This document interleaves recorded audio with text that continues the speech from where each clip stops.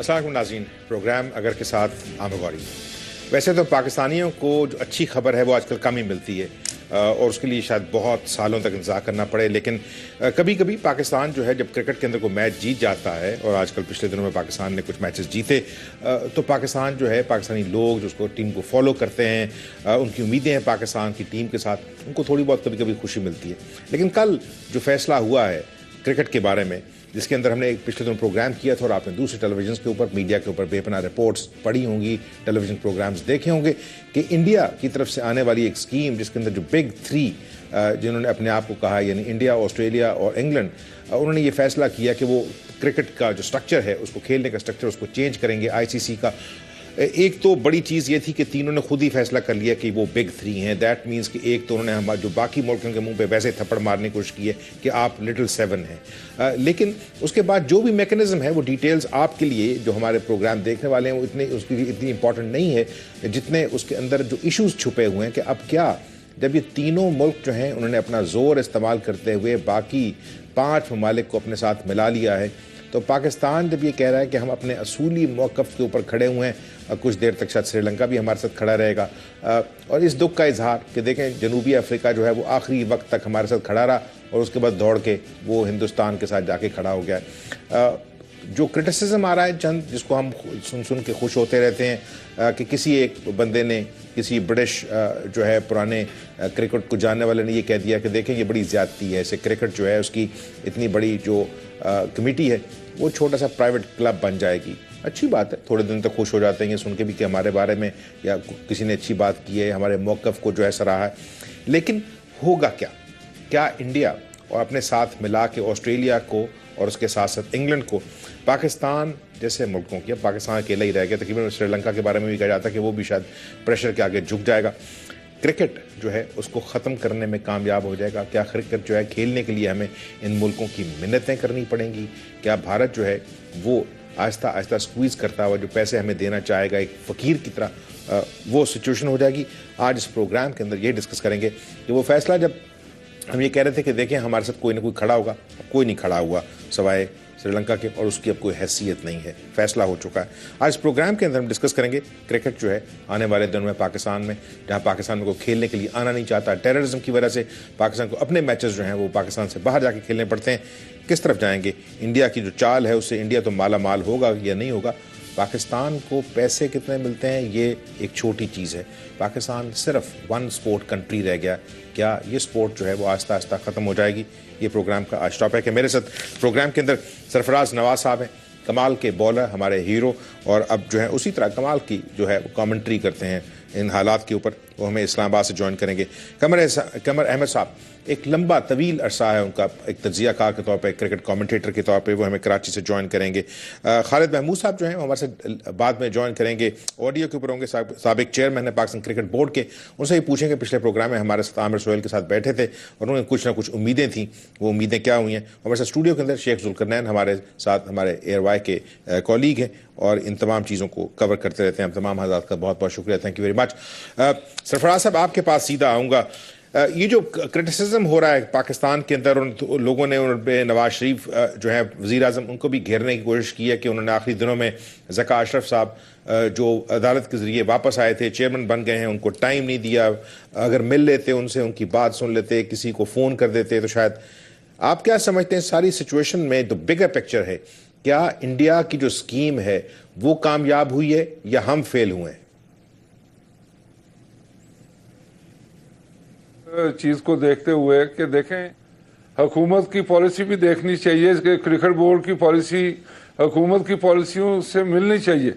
एक तरफ देखें पाकिस्तान गवर्नमेंट इंडिया से तल्लुकात पैदा कर रही है, उसको बेहतरीन मुल्क करार देने में बातें हो रही हैं और तिजारत की बातें हो रही हैं। मियाँ नवाज शरीफ साहब कहते हैं सुलह से चलें, तो ये देखते हुए मेरा ख्याल है कि जो बोर्ड ने हठधर्मी दिखाई है उस पर मैं इतना मायूस हुआ हूँ, इसलिए कि देखें कि अगर आप देखें ना, वजीर आजम खुद पेट्रन बन गए हैं पीसीबी के। अब पेट्रन जो है वो अगर अपने ही बोर्ड के चेयरमैन को नहीं मिलेगा आखिरी वक्त में, उनको पता कि हमारे होने लगा है, पहले बुरा हो रहा है। टेररिज्म में तो पता नहीं, अब हमने तो तालिबान से ये शर्त नहीं रखी ना कि भाईजान हमारे स्टेडियम खाली पड़े हैं, कोई मेहरबानी करें उधर दोबारा हमले ना करें। वजीर आजम की कोई जिम्मेदारी थी इस पे कि नहीं थी? नहीं, देखें, बोर्ड को जब नजम सेठी साहब पहली मीटिंग में गए, उसके बाद जो सुभान है उसको हर चीज का इल्म था, वो चीजें सामने लेके नहीं आए। और ये प्लान बना था कि 2-3 महीने का वक्त ले लिया जाए। और सेठी साहब के जो मीटिंग हुई थी, पहले सुभान साहब गया था, उसने इसको सही तरह डील नहीं करवाया ज़का अशरफ से। ज़का अशरफ देखे नाइब आदमी है, इन क्रिकेट पॉलिटिक्स में उनको ज़्यादा तजर्बा भी नहीं है, इंटरनेशनल अफेयर में उनका ये क्रिकेटिंग तजर्बा बड़ा कम है। और मैं बड़े सालों से कह रहा हूँ कि आपको इंटरनेशनल डील करने के लिए इंटरनेशनल सतह पे एक आदमी रखना चाहिए जो पूरी दुनिया में जाके तलकात बेहतर करे स्पोर्ट के, क्रिकेट के खास तौर पर। और अब मैं ये कहना चाहता हूँ कि जब आप भारत से मीटिंग तो करते, ये क्या हट दर्मी दिखाई है कि उनसे मुलाकात ही नहीं की। देखें, लड़ाइयाँ होती हैं लेकिन डिस्कशन भी होती है। ये कोई हार्ड एंड फास्ट रूल तो नहीं कि आप बिल्कुल बॉयकॉट करके और 3 मुल्कों में जाके बैठ जाएं। आपको चाहिए था भारत से मीटिंग करते, जब भारत कह रहा था मीटिंग कर लो, करके देखते, उसके बाद छोटी सी, हाँ ठीक है, आपको इसमें लगता है कि वजीर आजम चूंकि एक लोगों का ये ख्याल है कि वजीर आजम जो है ना वो अब एक तरह के बुलडोजर बने हुए हैं, उनको कोई बंदा अपनी पसंद का नापसंद का जो है ना वो देखने के वो मजाज नहीं है। और इस वजह से ज़का अशरफ चूंकि उनके बारे में उन्होंने शायद किसी स्टेज पे, हो सकता है बाज लोग ये कहते हैं फैसला कर लिया कि जिस वक्त इन्होंने फेल होकर आना था तो इनकी अब फरागत बड़ी आसान हो जाएगी उनके लिए, तो इसलिए उन्होंने कहा कि ठीक है जनाब, उन्होंने कौन सा पाकिस्तान के लिए तारे तोड़ लिए, इनको फारग करें। नहीं, अब आप देखें, मैं इसको मजीद अपनी जो बात कर रहा हूं उसमें आप देखें, ईसीबी इंग्लैंड का जो क्रिकेट बोर्ड है उससे मीटिंग करनी चाहिए थी, ऑस्ट्रेलिया से मीटिंग करनी चाहिए, और ये सारा कलेक्टिवली डिस्कस करके फिर कोई लाइमर बनाते। अब आप देखें साउथ अफ्रीका यहूदी मुल्क, उसके बाद इंडिया हिंदू मुल्क, और बाकी क्रिश्चियन कम्युनिटी सारी मुसलमानों की कैसे फेवर होनी थी। और ये चीजें देखते हुए फिर अब हम ऐसे करते हैं ना, सऊदी अरब के साथ क्रिकेट खेलनी शुरू कर देते हैं, या मतलब ब्रुनाई को कहते हैं कि आप क्रिकेट खेलनी शुरू कर दें। मुसलमान तो मुसलमान के साथ नहीं खेलेंगे, ये पहली दफा थोड़ी हुआ है सरफराज साहब। गौरी साहब, 2-3 प्लान होते हैं। एक प्लान होता है कि तीनों मुल्क इकट्ठे प्लान बना रहे हैं, साउथ अफ्रीका, श्रीलंका, पाकिस्तान। अगर कोई बीच में से हट जाता है तो फिर क्या प्लान होगा? अगर दोनों हट जाते हैं तो अकेला रह जाते हैं तो फिर क्या? इसलिए मैं कह रहा हूं कि फ्री डिस्कशन तमाम मुल्कों से होनी चाहिए थी, ये नहीं कि आप इंडिया से बाहर नहीं करनी। Let me take another opinion before I go to break. Qamar साहब, आपने सरफराज साहब की बातें सुनी, लेकिन मुझे इस तरह लगता है कि हमारे यहाँ एक तो जो गवर्नेंस के लेवल के ऊपर जो केओस मचा हुआ है वो तो एक है ही है, लेकिन बोर्ड के अंदर भी आप ये समझिए कि वजीर आजम साहब जो हैं उनकी पसंद नापसंद थी। नजम सेठी साहब काफी दिनों से ये काम कर रहे थे, उनका भी काम क्रिकेट का नहीं है, लेकिन आप क्या समझते हैं यहाँ किस चीज का फेलियर हुआ है? देखिए, मैं समझता हूँ कि टोटली एडमिनिस्ट्रेशन का, और मैं समझता हूँ कि पाकिस्तान क्रिकेट बोर्ड को, ऑफिशियल्स को, और जो लोग भी करते हैं इस इंटरनेशनल इशू में, सबको मिलकर चलना चाहिए था, और वजीर आजम को भी इसकी सपोर्ट मिलनी चाहिए थी। लेकिन बात दरअसल ये है कि जब आपके घर ही में ये ना पता हो कि आज चेयरमैन कौन होगा, कल चेयरमैन कौन होगा, कल सिलेक्टर कौन होगा, कल टीम का मैनेजर कौन होगा, तो इस इनकंसिस्टेंसी को देखते हुए। अच्छा, मियां साहब को आपको याद होगा, मियां साहब को बड़ा शौक है क्रिकेट खेलने का, वो तो कहते थे कि मुझे शामिल ही कर लें, तो वो मेरा ख्याल बोर्ड के चेयरमैन भी हो जाते, चले जाते साथ ही। नहीं, बहुत शौकीन आदमी है वो क्रिकेट के, और वो बल्कि एक फर्स्ट क्लास मैच भी खेले हुए हैं। जिस तरह ब्रिटानिया का एक prime minister first class cricket खेला हुआ था मिडिल सेक्टर सर अलग डगलस ह्यूम, तो पाकिस्तान का प्राइम मिनिस्टर जो इस वक्त मौजूद है नवाज साहब हैं, वो भी फर्स्ट क्लास क्रिकेट एक मैच खेले हुए हैं। तो जाहिर है कि वो काफी दिलचस्पी भी रखते हैं, लेकिन टोटली इग्नोर कर देना पाकिस्तान क्रिकेट बोर्ड का चेयरमैन कोई भी हो और उससे न मिलना, मैं समझता हूँ एक इंटरनेशनल इशू में बहुत पानी रखता था अगर वो उनसे मिलकर कोई मशवरा करते। ज्यादती की है, ठीक है। मुझे कमर साहब एक छोटी सी ब्रेक लेनी है और नाज़रीन जब ब्रेक के बाद वापस आते हैं। इस वजह से कि सियासत में तो जिस तरह हमने कहा हम रोज प्रोग्राम करते हैं वहां पे, लेकिन जो ग्लूमी सिचुएशन मुझे लग रही, हो सकता है मैं जरूर से ज्यादा ग्लूमी हूं, लेकिन मुझे इस तरह लगता है कि ये दूसरे मुल्क हैं, उन्होंने फायदा उठाया है हमारे घर के अंदर जो केओस है उसका, कि यहाँ कौन सा इन्होंने मिलकर जो है हमारे साथ एक लड़ाई कर लेनी है, तो ठीक है इनको फरागत करें, और कल को अगर फर्ज किया यहाँ पे जो एक गेम रह गई है जो हम अपने मुल्क में खुद खेल नहीं सकते, तो उसके बाद जो नौजवान हैं वो क्या खेलेंगे क्या नहीं खेलेंगे, ये तो सारा का सारा एक अजीब व गरीब जो है एक ग्लूमी सीन बन जाएगा। नवाज शरीफ साहब को थोड़ा सा सोचना चाहिए था, मेहरबानी करते, टाइम ही लेते हैं। देखें ये जो क्रिटिसिज्म उनके ऊपर होगा वो कहेंगे ये हमारे खिलाफ हो गए, वो खुद क्रिटिसिज्म से बच सकते थे। एक राजी छोटी सी ब्रेक लेते हैं, उस प्रोग्राम को आगे लेके चलेंगे।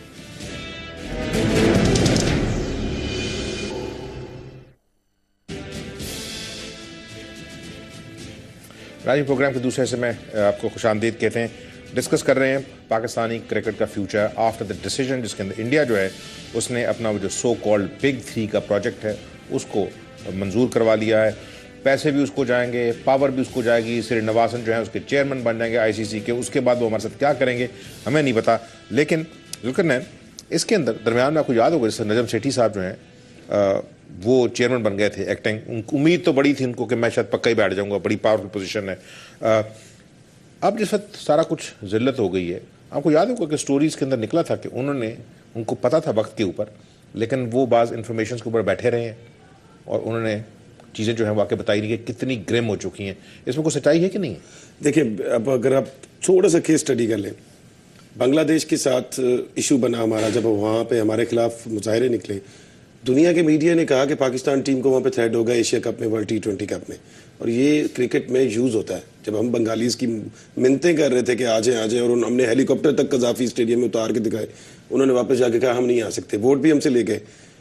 उस वक्त सेठी साहब कह रहे थे कि जी मैं आया हूँ, हाँ वो कह रहे हैं हमें कि जिस तरह की सिक्योरिटीज़ आपको चाहिए, सिक्योरिटी लेवल चाहिए हम देंगे। वो तो हम भी कह रहे थे कि आप अगर चाहेंगे तो हम टीम के आगे पीछे टैंक लगा देंगे।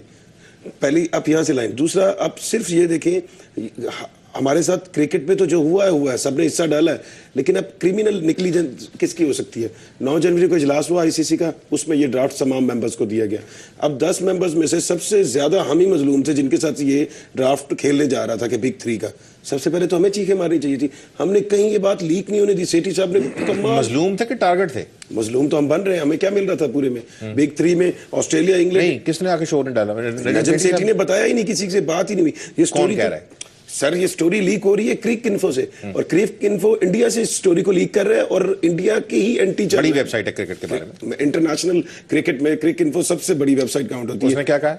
उन्होंने इसके ड्राफ्ट को लीक किया कि ये बिग 3 का प्रोजेक्ट आ रहा है और साम्राज्य दौर आ रहा है। ICC जब इंपीरियल क्रिकेट काउंसिल थी और ऑस्ट्रेलिया इंग्लैंड के पास वीटो था, नया काम सिर्फ इसमें एक हुआ है कि हम ICC इंपीरियल क्रिकेट काउंसिल के लेवल पे ले गए और साथ इंडिया को हमने मिक्स कर दिया। ऑस्ट्रेलिया और इंग्लैंड तो पहले भी इसी तरह खेलते थे, आप उनके ग्राउंड्स देख लें, उन्होंने ड्रेसिंग रूम के स्टाइल अलग रखे हुए कि जो आपकी बाहर से टीम आएगी वो किस लेवल पे रहेगी। ये बात नहीं है। सेठी साहब जो हैं उन्होंने आके, उनका ये फर्ज बनता था कि हुकूमत को बताते कि भाईजान हमारी क्रिकेट जो है वो खतरे का शिकार है, मेहरबानी करें। लेकिन हुकूमत को बताते, इसमें टेक्निक्स होती है सर। जब ऐसे ड्राफ्ट आता है आप उसको खुद लीक करवाते हैं मीडिया में, वो आता है, शोर मचता है, फिर आप उनके लोग बोलने पे जवाब देते हैं, आप कमेंट्स अपने जो बताना चाह रहे होते हैं एक इशू बनाते हैं। कुछ नहीं हुआ। ज़का साहब को कोर्ट ने बहाल किया, उससे एक दिन पहले ये स्टोरी आई, ज़का साहब ने उसमें कहा कि जी BOG का इजलास होगा, मैं उससे पूछूंगा। आप उसमें चले डिले करवाएं। आप मुझे बताएं, यहाँ पे इधर से ज़का अशरफ उड़ने लगा है, आप सिर्फ टाइमिंग्स निकाल रहे हैं न्यूज़ चैनल्स की कि जैसे जिस रात उसकी फ्लाइट थी इस इजलास के लिए, इंपॉर्टेंट मोस्ट इजलास के लिए, वो उसी रात को ये आ गया जी IPC ने समरी भेज दी वजीर आजम को कि ज़का अशरफ को निकाल बाहर करें, जैसे ये वापस आएगा उड़ा के और इडाक लगाए। अगर आपने इडाक ही लगाना था तो फिर शुरू से ही जो चल रहा था इडाक लगा देते। इतना तमाशा 6 महीने क्यों बनवा दिया? आज अदालत कह रही है आप पहले इजलास में ज़का अशरफ की जो इंसल्ट की गई वो इसी बात पर की गई। पिछले इजलास में सेठी साहब आए थे, आज आप उठ के आ गए 15 दिन बाद, यहाँ तो पता ही नहीं चलता। तो इन्होंने सब कंट्रीब्यूट किया। कमर साहब, आपने जुल्करनैन की बात सुनी है, जो हमारा केओस है अपना क्रिकेट बोर्ड का, और उसमें फिर उस तरह के लोग जो पसंद और नापसंद वाली बात, ये आप समझते हैं कि आप तो क्रिकेट को बहुत अरसे से देख रहे हैं कि हुकूमत जो है उसने इस वाहिद बची हुई गेम जो है इसका जो ऑलमोस्ट, मुझे इस तरह लगता है, I might be using very strong word, ये एक तरह का कत्ल होने जा रहा है। तो गवर्नमेंट जो है, आप इस लगते हैं कि इसके अंदर बाकायदा पार्टनर है इस चीज की? देखिए, बात दरअसल ये है कि जिस तरीके से ये कंट्रोवर्सी शुरू हुई है, वही मैं समझता हूँ कि लोग शकूक और शुभात की नजर से इसको देखने लगे हैं और इसी वजह से ज्यादा दुनिया में शोर हुआ।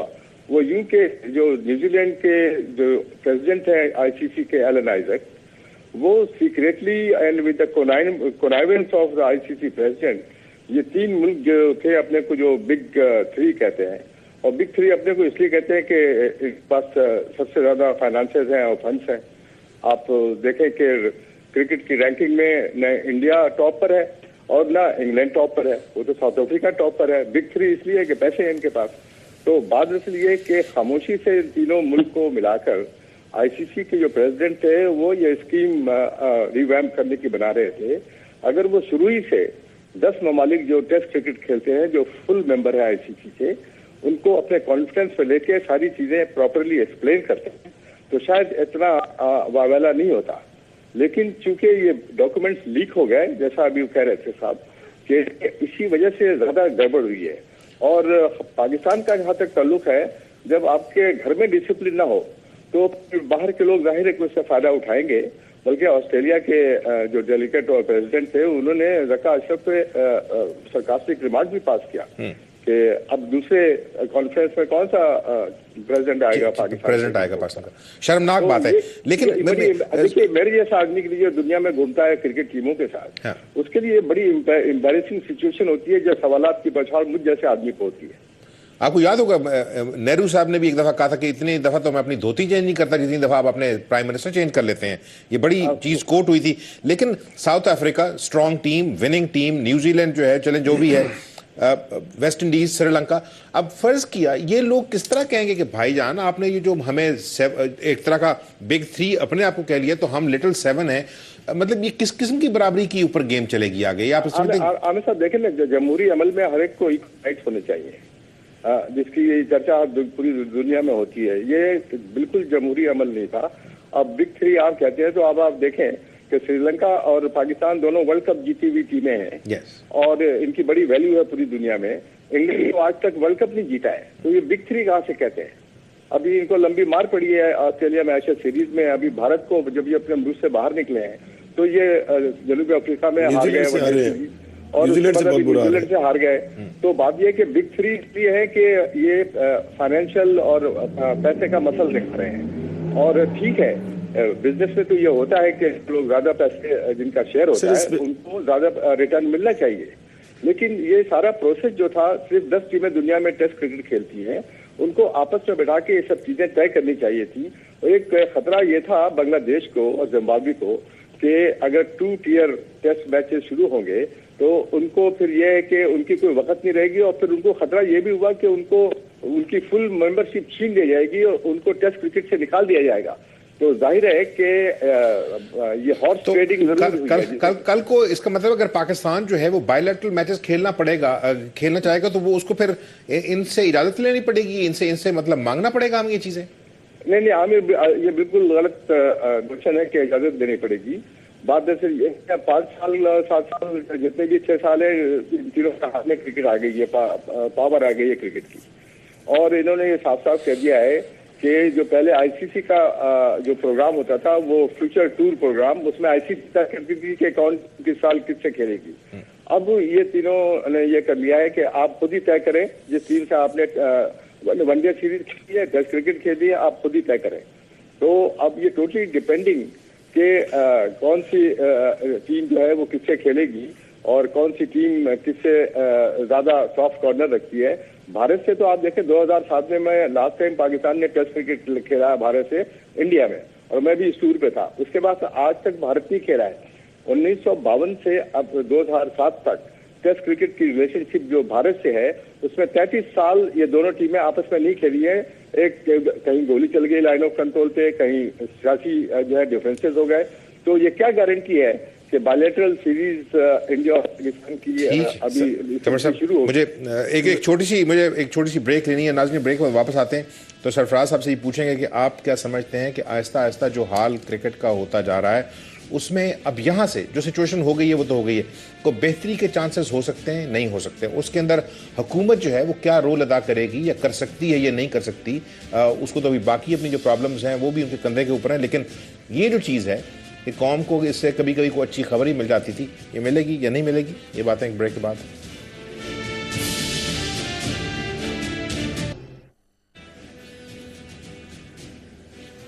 नाज़रीन एक दफ़ा फिर आपको प्रोग्राम को खुशामदीद कहते हैं, और अगर तमाम नाज़रीन जो अपनी कमेंट जो है वो हमारे साथ शेयर करना चाहें तो टेलीफोन लाइंस की डिटेल्स आपके सामने होंगे। आप इस प्रोग्राम के अंदर जो है टेलीफोन लाइव कॉल के ज़रिए शरीक कर सकते हैं, अपने जो ख्यालात हैं इस सारी सिचुएशन पे वो हमारे साथ जो है आपकी बातचीत हो सकती है। सरफराज साहब आपके पास आऊँगा कि चलें, अब जो कुछ हुआ है क्रिटिसिज्म चलती रहेगी कुछ दिन, पाकिस्तान की क्रिकेट अब यहाँ से करना क्या चाहिए इनको, गवर्नमेंट को भी क्रिकेट बोर्ड को भी? वैसे उन्होंने बात माननी नहीं हमारी। नहीं देखें, अगर आप, मैं थोड़ी सी बैकग्राउंड पे भी जाना चाहूंगा ताकि हालात सामने आ जाएं जी। अब 2011 का वर्ल्ड कप जो था वो इंडिया चला गया, श्रीलंका वगैरह उधर, ये मेन ऑफिस पाकिस्तान में बनना था, लेकिन इजाज भाट साहब इसी तरह मीटिंग में लड़ाई करके निकल आते थे, और उसके बाद उन्होंने फिर इंग्लैंड में भी जाके इल्ज़ाम लगा दिया जुए का गोरों के ऊपर। ये जो चीज़ें चलती रही हैं, और लास्ट जो मीटिंग हुई है ज़कात शरीफ साहब से भी हीटेड वर्ड एक्सचेंज हुए, ऑस्ट्रेलिया के, इंग्लैंड के, इस तरह के लोगों से। तो मैं ये कहता हूँ कि आप मीटिंग में जाते हैं अपना होमवर्क करके जाएं, लड़ाई ना करें, क्योंकि फिर आपने इकट्ठा होकर खेलना है एक ही जगह पे, इख्तलाफात डालने की जरूरत क्या है। अब पाकिस्तान को क्या करना है ये मैं आप बताऊंगा कि पाकिस्तान एक तो अपने मुल्क में खेल नहीं सकता, दूसरा पाकिस्तान अगर अपनी टीम इतनी अच्छी बना ले कि पूरी दुनिया इसकी डिमांड करे, जी पाकिस्तान फॉर्मिडेबल साइड है और पूरी दुनिया के शायकीन और एडवर्टीजमेंट ये वो पाकिस्तान टीम को देखना चाहती हैं, इस तरह सुपीरियर टीम पाकिस्तान परफॉर्मेंस करके बने। अब ये मुझे खतरा लग रहा है कि कोई और चाल ना चल पड़े कि इंडिया और ये तीन बड़े मिलके ये ना कहें कि न्यूट्रल वेन्यू के ऊपर मैचेस खत्म कर दें, अपने अपने मुल्कों में खेलें। एक इसका भी मुझे डर है कि ये इंडिया चाल ना चल दे और पाकिस्तान का जो इम्पोर्टेंट बात की न्यूट्रल वेन्यू खत्म। अब आप देखें, ऑस्ट्रेलिया ने आपको, इंग्लैंड ने आपको ऑफर की थी 2 साल पहले कि अगर आप अपनी सीरीज इंग्लैंड में खेलना चाहते हैं तो इंग्लैंड आप करने को तैयार है। उसके बाद इजाज भाट ने वहां लड़ाई डाल दी, वो भी मामला खत्म हो गया। अब आप देखें इंग्लैंड में अगर पाकिस्तान इंडिया खेलता है तो सुपीरियर हिट सीरीज हो सकती है, जिस तरह का क्राउड है, जिस तरह की एडवर्टीजमेंट, हर चीज मिलेगी। और इनको ये अब करना पड़ेगा कि किसी तरह, मैं तो मशवरा दूंगा कि ज़कात शरीफ बड़ी इंपॉर्टेंट बात की है सरफराज साहब। मुझे मेरे साथ एक कॉलर जो है टेलीफोन लाइन पे काफी देर से मौजूद है, उनकी बात सुन लें। जी अस्सलाम वालेकुम, कौन बोल रहे हैं, कहाँ से बोल रहे हैं? वालेकुम अस्सलाम सर, साबिर बात कर रहा हूँ मुल्तान से। मैं राय ये देना चाह रहा था कि मैंने प्रोग्राम सुना, अभी तुर्कन अंसार ने भी बात की है कि हमारे नवाज शरीफ साहब जो वज़ीर आज़म, उन्होंने शौक बहुत है पैड पहन के फोटो खिंचवाते हैं। जीसी यूनिवर्सिटी में उन्होंने प्रिंसिपल से ये कह दिया कि आपने मेरा जीसी के क्रेज में नाम शामिल नहीं किया। तो उनसे 9 तारीख को जब उन्होंने मीटिंग अटेंड की है, पहले तो आके सेठी साहब ने कोई जिक्र नहीं किया, उसका एक्शन अब वो नहीं लेंगे क्योंकि उन्होंने पहले वज़ीर आला भी इन्हें लगाया हुआ था, उसके बाद अभी चेयरमैन भी है, कोई भी होता खाली होता तो वही होते हैं। और उसके बाद गवर्नमेंट और नवाज शरीफ साहब इस पर क्या एक्शन लेंगे? पाकिस्तान की क्रिकेट खत्म हो रही है, लेकिन उन्हें कोई ना उनका अभी तक बयान आया है ना उन्होंने उनसे हमने न्यूज़ में देखा है कि मिलने की।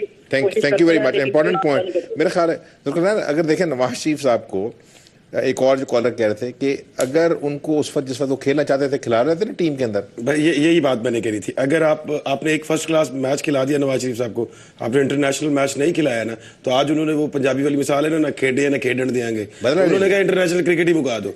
और ये तो देखिए ना, अब इस पूरे मामले में मैं आपसे एक सवाल करता हूँ, गवर्नमेंट ये नहीं आई है, आप रोजाना पोलिटिकल शो करते हैं, स्पोर्ट्स पे तो कभी कभी करते होंगे, इस गवर्नमेंट ने आते ही चैलेंज लिया ना कि मुख्तलिफ, मैं मानता हूँ लोड शेडिंग 2 महीने का काम नहीं, मैं मानता हूँ दहशतगर्दी खत्म करना 2 महीने का काम नहीं, मैं मानता हूँ ये सारे काम, लेकिन ये जो काम था ना, इसमें गवर्नमेंट की सलाहियत भी, नीयत भी और डायरेक्शन भी, तीनों नजर आते। अब आपको मैं एक बताऊं, जब नहीं मतलब नवाज शरीफ साहब जो है वो तालिबान से कह दें कि एक स्टेटमेंट दे दें कि हम क्रिकेट के मैचों पे हमले नहीं करेंगे तो लोग हमारे घर आने, वो तो उसमें कई और चीजें आ रही है कि उन्होंने तो कहा PMLN पे ना करें हमले और फिर इस सूबे में करें, वो एक और चीज नहीं। जो पॉइंट सरफराज साहब ने उठाया, कमर साहब आप सोच सकते हैं इस तरह की चीज हो सकती है कि ये जो बिग 3 है कल को ये डिमांड कर दें कि जी वो मुल्क जो है, ये वो मुल्क जो ICC के न्यूट्रल वेन्यूज नहीं है उधर ना खेलें, अपने अपने मुल्कों में खेलें, तो ये तो डायरेक्ट हिट होगी सिर्फ पाकिस्तान पे। इस तरह की पॉसिबिलिटी हो सकती है?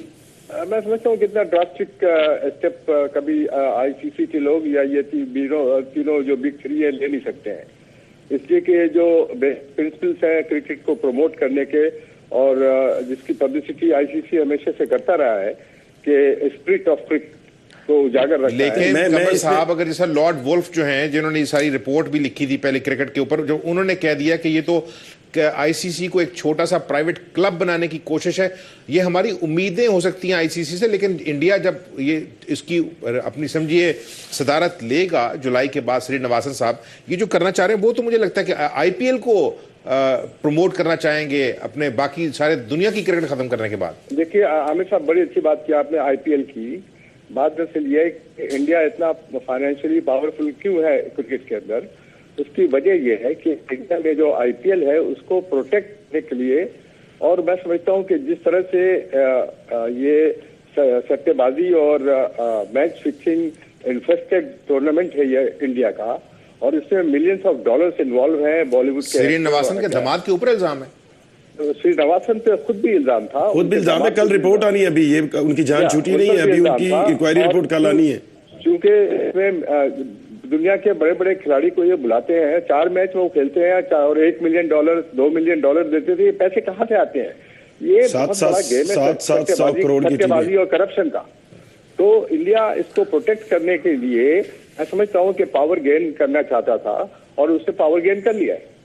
सर, इसमें सबसे इंपॉर्टेंट चीज जो आप कह रहे हैं कि एफटीपी, छोटी सी मैं ब्रेक ले लूँ, उसके बाद आता हूँ, टाइम बचेगा नाज़रीन, छोटी सी ब्रेक लेते हैं। ये इंपॉर्टेंट पॉइंट्स हैं कि अगर फर्ज किया लोग जो है करप्शन के जरिए, सट्टेबाजी के जरिए, जुएबाजी के जरिए जो है ये गेम खत्म करना चाह रहे हैं, तो जो बाकी मुल्क हैं जो सारी दुनिया को डेमोक्रेसी और ओपननेस और क्लीन जो है गवर्नमेंट का दर्ज देते रहते हैं, उन्हें थोड़ी सी शर्म करनी चाहिए इस वजह से कि हमारे यहाँ हमारे जैसे मुल्क जो हैं, ये सवाल ब्रेक के बाद आने से पूछेंगे हम कि उम्मीद थी कि जहां पर जो गेम है क्रिकेट की वो एक ही बच गई है, यह नंबर 1 गेम है।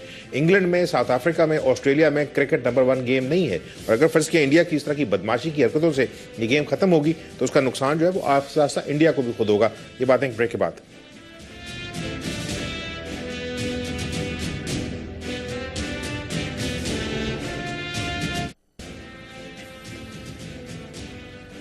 राजी कहा फिर आपको खुशामदीद कहते हैं। और कंवर साहब, क्विक आंसर्स मुझे चाहिए 30 सेकंड्स के। मेरा सवाल ये है कि क्या इस तरह होगा पाकिस्तान के कुछ दिन जो है ये हम गम गुस्सा निकालते रहेंगे, इल्ज़ाम लगाते रहेंगे हमारे पर, और फिर पाकिस्तान जो है वो भी ये जो इंडिया की तरफ से क्रिकेट की बारात है उसमें शामिल हो जाएगा? मैं समझता हूँ कि आखिर में शायद ऐसा ही होगा कि अब देखिए ना, बात यह कि बहुत सारी चीजें अब तय हो गई हैं, सर से पानी गुजर चुका है।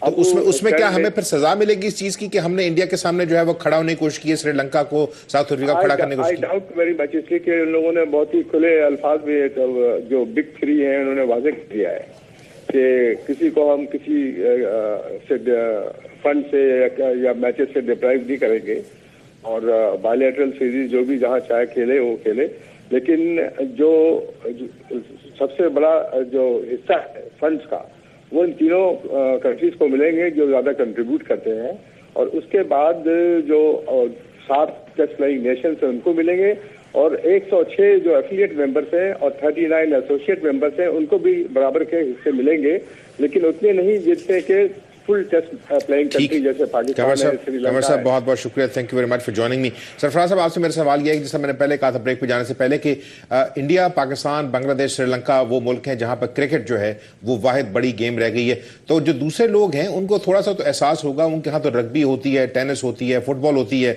कि इन मुल्कों के साथ उनको आके यहाँ खेलना पड़ेगा, तो इतना बड़ा शायद नुकसान ना हो जितना हम समझ रहे हैं।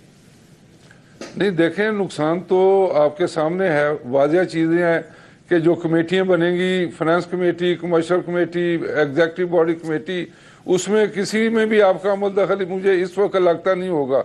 और मेरा तो ख्याल है कि गवर्नमेंट के बगैर कोई स्पोर्ट्स भी नहीं चल सकती, ना आपकी कमर्शियल एक्टिविटी हो सकती है, लोग डरेंगे ऐड देने के लिए। तो यही जागना चाहिए ना इस पे? नहीं, मेरा तो ख्याल है कि हुकूमत के जो आदमी हैं उसके अपने आदमी आने चाहिए, और इज्जत इसी में है कि ज़कात शरीफ साहब खुश सलूबी से इस्तीफा दे दें और मियाँ साहब को कहें जी अपना आदमी लगाएं और चलाएं काम।